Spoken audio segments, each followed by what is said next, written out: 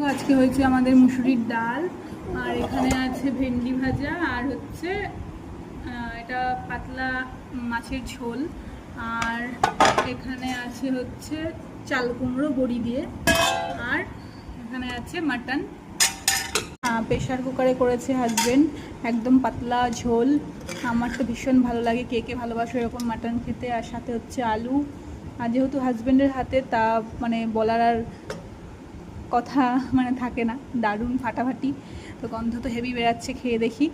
আর তোমাদেরকে যেহেতু খাওয়াতে পারছি না, তোমরা গন্ধও শুকতে পারছো না কেমন হয়েছে। দারুণ হয়েছে, মানে জাস্ট এটা হচ্ছে অল্প করেই করা হয়েছে আমাদের জন্য।